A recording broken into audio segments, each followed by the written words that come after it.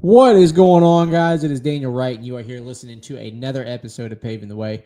Guys, I hope you're doing as good as you can be this week. I know this past week before us was definitely a heavy one for multiple reasons, which I'll get into a little bit in today's podcast. But nonetheless, guys, I hope this week is going well for you. I hope you are out there knocking out what you need to knock out, achieving what you need to achieve, and building this life that you desire to build. As always, guys, this show is here to help pave the way for the future that you're trying to create for yourself and those around you that count on you. And I hope that each and every episode that you get a chance to listen to provides a little bit of value and a little bit of thinking nuggets for you to take away from and figure out how to make your life and all those around yours a little bit better. Today, guys, I want to talk about 5 things that I believe are a leader's responsibility. These 5 things came from a post that I put out on my social media page recently about Mr. Charlie Kirk. Anybody who hasn't been living under a rock knows that he tragically lost his life last week and left behind one heck of a legacy. I was never a huge Charlie Kirk follower. I did not, religiously watch or consume his information or his content, but I can say that every time I came across it, I enjoyed the conversations that he was able and willing to have with those around him. But most importantly, he held 5 big values and 5 big responsibilities that we're going to get into today. And I want to relate those that he held to you and I as leaders. So with that being said, let's get started.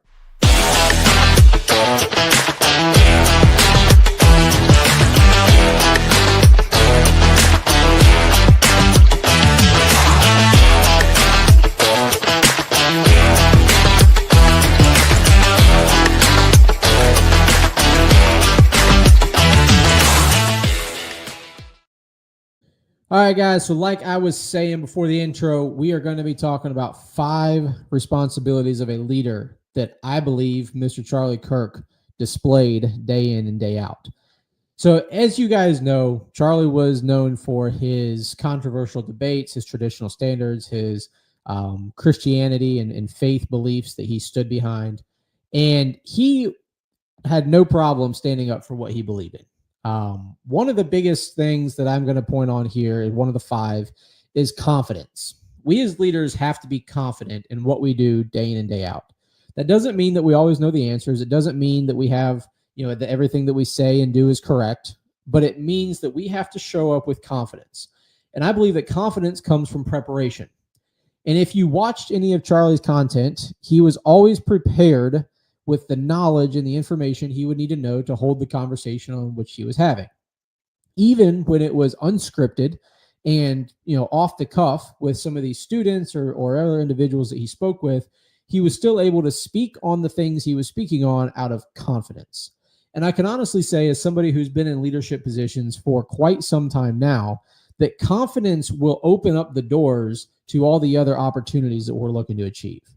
If you walk into the room, whether it's your team, whether it's a client, whether it's a vendor, whether it's a peer, whatever it might be, and you carry a very well-known confidence about you, things happen that don't otherwise occur when you lack confidence. Now, there's a difference between humility and cockiness, right? I'm talking about confidence. Confidence means that you've prepared. Like I said, it means that you're knowledgeable in what you're speaking on or doing. And it just means that you carry an aura about yourself that others can feel and trust and look up to. And so leaders have a responsibility to be confident in what they do. If they cannot be confident in what they do, then they must be honest about it. So on the lines of confidence comes competence. You have to make sure that you know it inside and out. As I was saying before, the competency is what generates the confidence that you can carry. What does that look like? So for me, competence and confidence comes from me preparing and continuously learning about what it is I'm responsible to do on a daily basis. So in my job at my company, I'm primarily responsible for sales. If I have a job description in my day-to-day life, it's selling our services. It's estimating our services. And so it is my responsibility to be competent in the services that we offer, why we offer them, why they're a solution for the client, what good is it going to bring them, what the alternatives are, so on and so forth, right? I have a responsibility to be competent in my job and in my role day in and day out. Now, as a leader, it is my responsibility to be competent in what I am leading these people to, right? There are individuals who commit hours and hours and years of their lives to this organization and this mission. And I am responsible for leading them down a path that they're going to see as worth it in the end. Now, in the end can mean different things, right? Some people are only with organizations for a couple years, while others may be with it for a lifetime. But regardless, you have to make sure that you as the leader is competent in where you're going, what that looks like for them, and how they fit into it. I've said it before on this podcast that you as the leader has to be so confident and so sold on your dream and your vision. And then it has to be so big that every person in your organization's dream and vision for their life can fit inside of it. And so making sure that you're competent on the vision and where you're going to lead these individuals on a daily basis, that is a key factor in making sure that you are leading responsibly. The next point that I want to cover on what I saw Charlie display on a regular basis was being respectful. Okay. And I know this is probably going to ruffle some feathers because people think that he was disrespectful in how he talked about his political views or his, pro-choice, pro-life views or his Christianity, his faith, or whatever it may be. Being disrespectful is not the same as being honest. Okay. A lot of people think that just because somebody says something that hurts your feelings, it means it's disrespectful. No, you guys have heard the saying before, sometimes the truth hurts, right? Layla Hormozi is one who I listen to a lot of her content on leadership and building teams and organizations. And she always talks about the difference between being nice and being kind. Being nice is trying to make people feel good, make them feel nice and warm and fuzzy inside. Being kind is being honest. And that doesn't always make people feel warm and fuzzy inside. And so in this note, being respectful means that I'll let the other person speak. I'll be interested in what they have to say. I will listen to it. I will take it in and I will process it. I won't just listen to talk back. I'll listen to understand.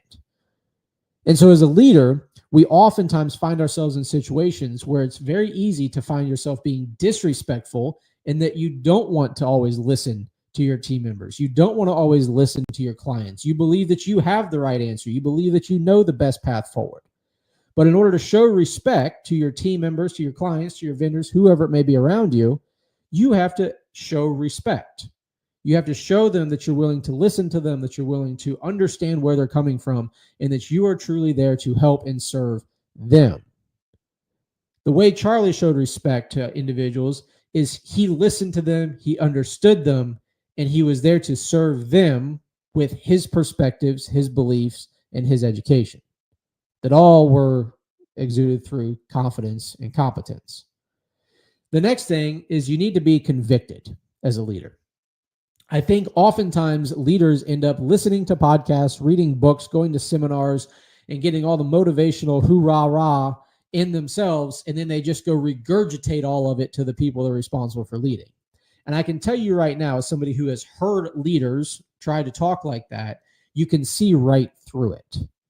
If you're on the team of that leader who's not convicted in what they're telling you, why they're telling it to you, and when they're presenting it, that you can't feel the emotion that comes through that, there is no conviction in your leadership.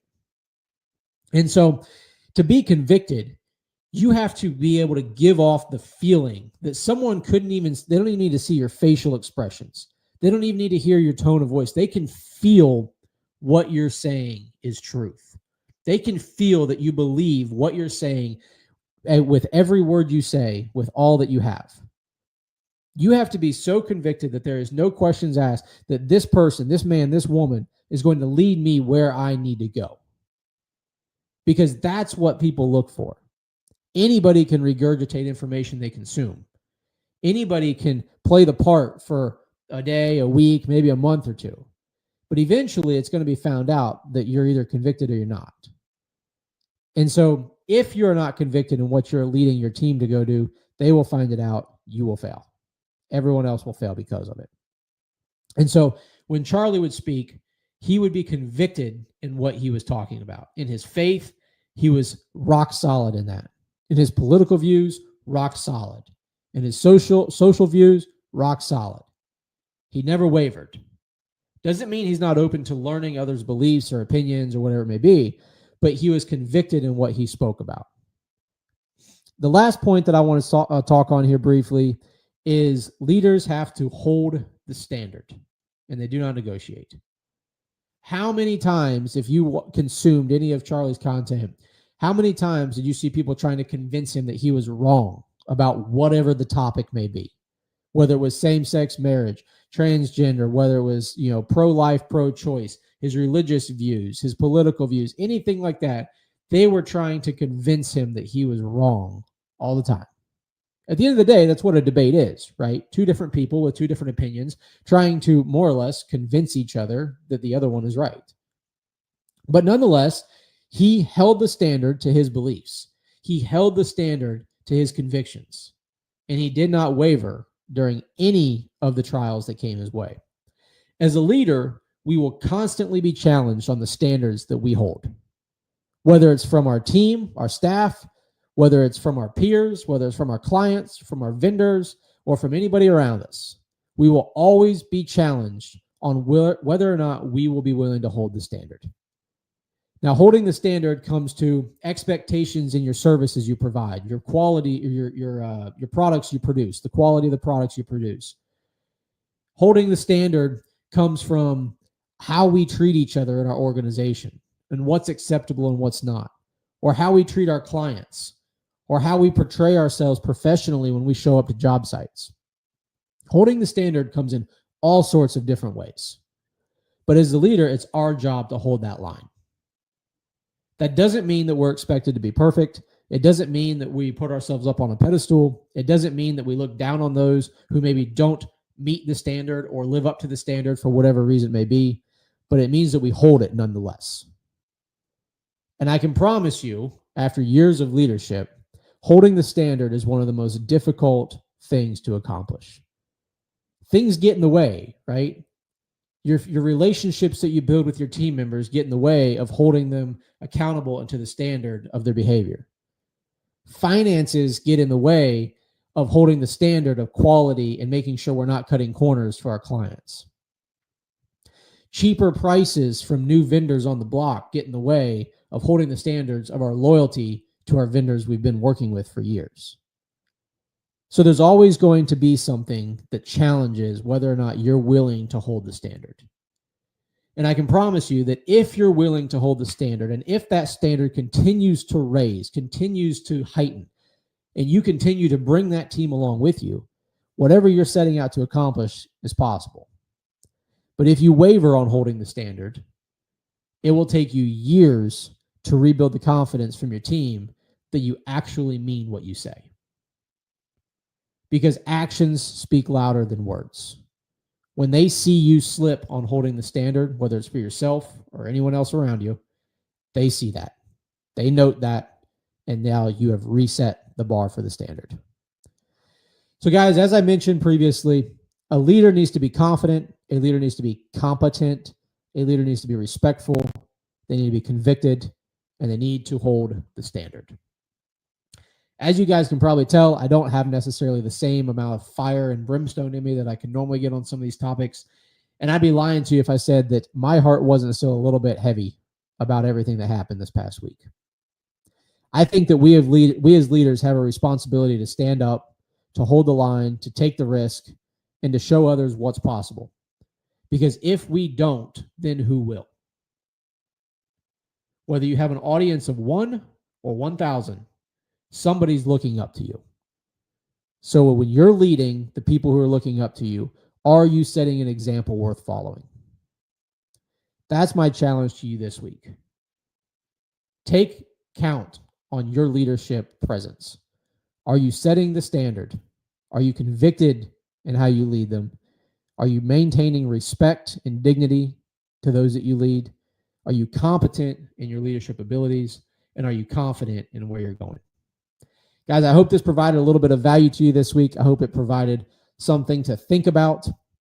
And I hope that it provided something to share with someone that you care about. As always, guys, if you need anything, don't hesitate to reach out. And if you need to see the real life examples of what we do on a day-to-day basis, go ahead and check out our social media and YouTube pages, because we love to document the journey so that you can see what we're all about. Guys, I appreciate you. I look forward to getting in front of this next week and talking about the next one.